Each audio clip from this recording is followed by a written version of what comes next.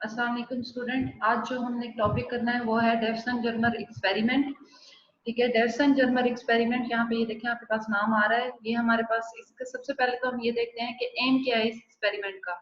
अगर हम एम की बात करें to determine to demonstrate the diffraction phenomena of electron to support the wave character of material.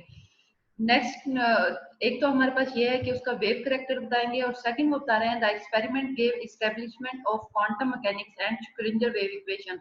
अब ये असल में हमारे पास, आपको पता है कि आप इसमें मॉडर्न फिजिक्स में क्वांटम मैकेनिक्स को डील कर रहे होते हैं, तो दो चीजें यहाँ पे मेन है कि एक तो आपका क्वांटम मैकेनिक्स और श्रोडिंगर वेव इक्वेशन के दरमियान जो रिलेशनशिप था किस तरह से स्टेब्लिश होता था, और उसके बाद इसने बताया था कि जो हमारे पास डिफ्रैक्शन फिनोमेना है, जो आपको पता है कि आपके पास वेव्स का डिफ्रैक्शन फिनोमेना है, वहां पे हमारे पास इलेक्ट्रॉन का जो करेक्टर है वो किस तरह से किसी भी मटेरियल में शो होता है।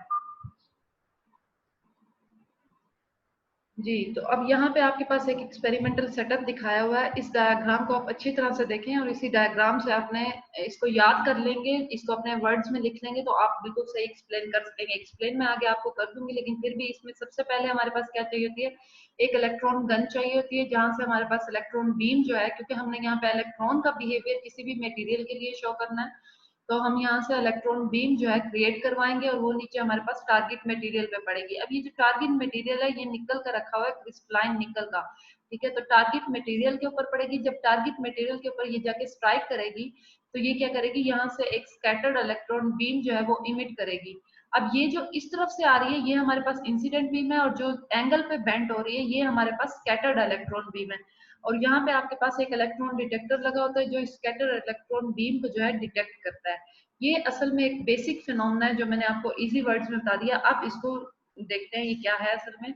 The experiment consisted of a firing on an electron beam from an electron gun directed to a piece of nickel crystal at normal incidence।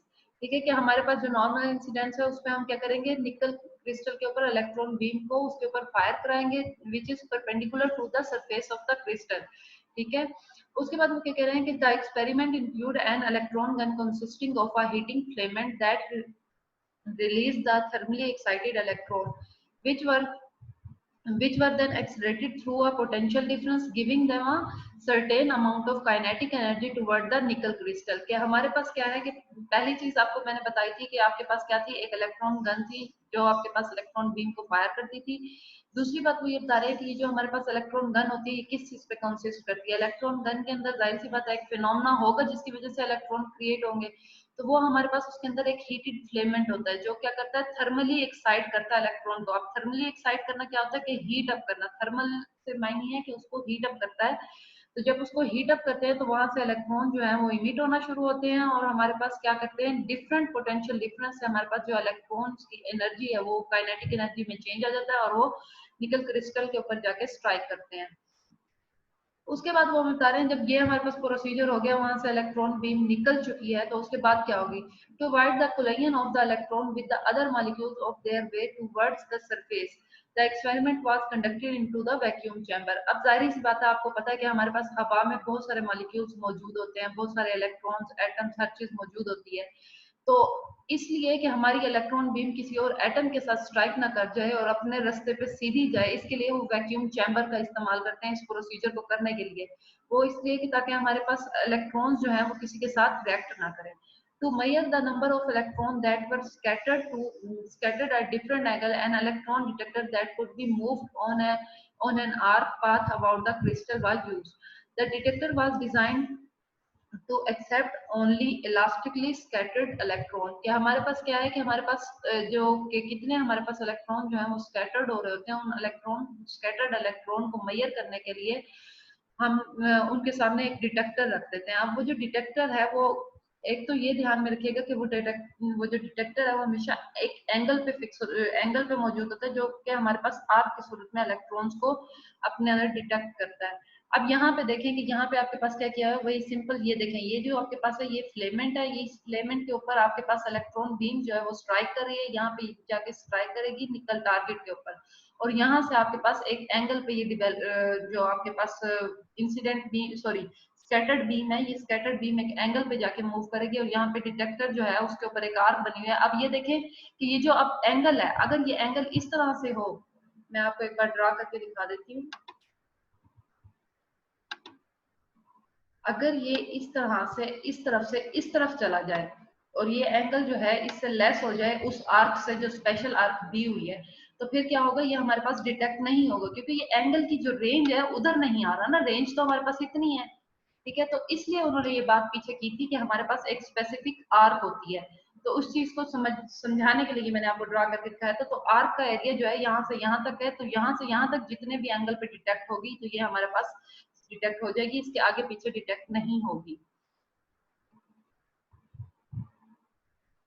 तो उसके बाद हमारे पास क्या है, जो हमारे पास मैक्स मोन लॉन्ग था, उसने प्रोवाइड किया था 1912 में, the crystal structure serve as the type of 3 dimensional diffraction grating, the angle of maximum rarefaction are given by the Bragg's condition for constructive interference from any array of Bragg's law। अब Bragg's law आपको पता क्या है, हमारे पास जो भी हमारे पास diffraction है, डिफ्रैक्शन के लिए आपके पास Bragg's law यूज होता है। जब कोई भी मटेरियल, आपको पता है मटेरियल की जो सरफेसेस होती हैं वो एक दूसरे के ऊपर बिल्कुल मतलब कंजेस्टेड होती हैं, एक दूसरे के साथ जुड़ी हुई होती हैं, उनके बीच में स्पेस नहीं होती। तो ब्रैग्स लॉ हमें यही बता रहा है कि वो जो हमारे पास डिफ्रैक्शन होती है वो हमारे पास ब्रैग्स लॉ को ओबे करके होती है, जिसके लिए हमारे पास एन जो है रिफ्रैक्टिव इंडेक्स है जो हमारे पास 1 होगा, और थीटा जो है हमारे पास 50 डिग्री तक हम मैक्सिमम फाइंड कर सकते हैं। इससे ऊपर जाएगा तो हमारे पास वैल्यूज नहीं आएंगी। So theta is equal to 50 degree and for the spacing of a crystalline plane of nickel. अब निकल की जो स्पेसिंग है एक एटम से दूसरे एटम के दरमियान, वो d is equal to 0.091 nanometre है, जो कि हमारे पास एक्सरे स्कैटरिंग के एक्सपेरिमेंट में क्रिस्टलाइन निकल से हमने फाइंड किया था। अब हमारे पास ब्रैग्स लॉ क्या है, ब्रैग्स लॉ है हमारे पास n lambda is equal to 2d sin theta. अब sin थीटा की जगह यहाँ 90 डिग्री माइनस थीटा बाय 2 भी यूज कर सकते हैं, कि आपके पास जो भी थीटा है उसको 2 पे डिवाइड करके 90 डिग्री से आप माइनस कर दें तो वो भी आपके पास ब्रैग्स लॉ में बन जाता है। लेकिन असल में होता है n lambda is equal to 2d sin theta. बस यहाँ पे थीटा की वैल्यू पुट की हुई है और कुछ नहीं किया हुआ, और n जो है वो हमारे पास रिफ्रैक्टिव इंडेक्स है जो पीछे आपको बता दिया 1 होगा। लैम्डा जो है ये हमारे पास वेवलेंथ होती है जो फाइंड करनी होती है। d जो है आपके पास दो लेयर्स के दरमियान डिस्टेंस है, जो अभी हमने पीछे देखा था हमारे पास क्या था, d है 0.091 नैनोमीटर निकल के लिए। ठीक है, तो इसको हम मल्टीप्लाई करेंगे, साइन थीटा फाइंड करेंगे तो हमारे पास लैम्डा की वैल्यू आ जाएगी। अब यहाँ देखें कि असल में वो जो हमारे पास बताया था 3 डायमेंशनल ग्रेटिंग जो है, 3 डायमेंशनल ग्रेटिंग का मतलब है कि हमारे पास 3 डायरेक्शंस हैं उसकी। ठीक है, nickel target were scattered the electron takes place. अब ये क्या है कि यहाँ देखें कि इस स्पेस से ये हमारे पास ये भी एक लेयर मौजूद है, ये भी आपके पास ये निकल की लेयर्स मौजूद हैं जो एक दूसरे के ऊपर मौजूद होंगी। अब इस लेयर से इस लेयर के दरमियान जो डिस्टेंस है ये हमारे पास क्या है, यहाँ से ये देखें एक पॉइंट से दूसरे पॉइंट तक का जो डिस्टेंस है इसे ए से रिप्रेजेंट किया हुआ है, और यहाँ से हमारे पास जो ये आपके पास एक डिस्टेंस आ रहा है जिसमें हम एक स्ट्रेट लाइन में इन इलेक्ट्रॉन्स को एक ही लाइन में हम कनेक्टेड करा रहे हैं। और इसी तरह जब हम दूसरे इलेक्ट्रॉन पे आएंगे और उनको कनेक्टेड कराएंगे तो इन दोनों के दरमियान जो स्पेसिंग है ये हमारे पास होती है डी। ये इस स्पेसिंग की बात कर रहे थे डी की, और ये स्पेसिंग बहुत ज्यादा अहम होती है, इसलिए इसको जहन में रखिएगा कि ये डी स्पेसिंग जो है दो सरफेसिस के दरमियान स्पेसिंग को रिप्रेजेंट कर रही है। ठीक है, जबकि ए जो है वो हमारे पास वो एरिया है जो दो इलेक्ट्रॉन्स के दरमियान स्पेस को रिप्रेजेंट कर रहा है। तो अगर यहाँ पे आप देखें आपके पास ये इंसिडेंट बीम ऊपर की तरफ से डाउनवर्ड आ रही है और यहाँ पे आके इधर इलेक्ट्रॉन से टकरा के यहाँ पे भी स्कैटर्ड हो रही है और यहाँ पे भी हमारे पास स्कैटर्ड हो रही है। अब ये वाली जो बीम है ये हमारे पास क्योंकि उस आर्क से चेंज जगह पे स्कैटर्ड हो रही है तो हमारे पास जो स्कैटर्ड इलेक्ट्रॉन है ये डिटेक्ट नहीं होगा, लेकिन ये जो आर्क है ये हमारे पास इस एरिया के अंदर डिटेक्ट हो रही है तो ये हमारे पास डिटेक्ट हो जाएगी, तो ये हमारे पास आ जाएगा फाइव। तो अगर हम देखें तो हमारे पास थीटा और फाइव दो हमारे पास एंगल बन जाएंगे, इसको भी हम थीटा माइनस फाइव भी कर सकते हैं, जैसे आपके पास यहाँ पीछे 90 डिग्री माइनस थीटा बाई 2 किया हुआ था, तो यहाँ पे ये आपके पास फाइंड हो जाएगी। लेकिन ये जरूरी नहीं है कि ये थीटा बाई 2 से ही फाइंड हो, आपके पास अगर एंगल पता हो तो आप डायरेक्ट भी फाइंड कर सकते हैं। तो अगर हम यहाँ देखें तो हमारे पास जैसे जैसे हम वोल्टेज वेरी करेंगे किसी भी इलेक्ट्रॉन गन के लिए तो वहां पे हमारे पास जो उसकी मैक्सिमम इंटेंसिटी होगी वो चेंज होती रहेगी।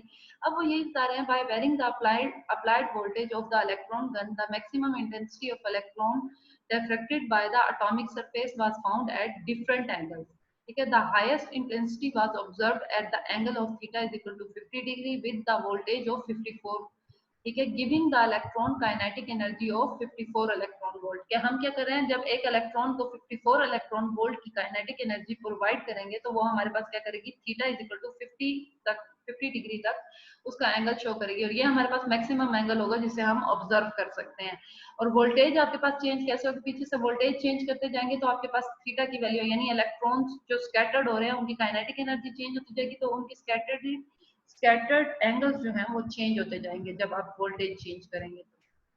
जैसे यहाँ पे देखें, अब ये डायग्राम में आपको इजीली शो हुआ है कि आपके पास क्या है, यहाँ 90 डिग्री है, उसके बाद ये 60 डिग्री, ये आपके पास क्या है 30 डिग्री है, और ये आपके पास फाई के अलोंग जा रहा है। तो यहाँ पे अगर आप देखें तो स्कैटरिंग इंटेंसिटी इस तरफ आपके पास स्कैटरिंग इंटेंसिटी ले रहे हैं, जैसे जैसे वो इंक्रीज करते जाएंगे हमारे पास ये जो एंगल्स हैं वो हमारे पास डिफरेंट होते जाएंगे, और यहाँ देखें कि फाई मैक्सिमम जो है वो 50 डिग्री पे आपके पास फाइंड हो रहा है। और यहाँ देखें कि ये आपके पास इलेक्ट्रॉन बीम डिफरेंट जगहों पे स्कैटर्ड हो रही है, और यहाँ पे ये मैक्सिमम वैल्यू, यहाँ पे जो इलेक्ट्रॉन है ये हमारे पास मैक्सिमम है जो 50 डिग्री पे आएगा।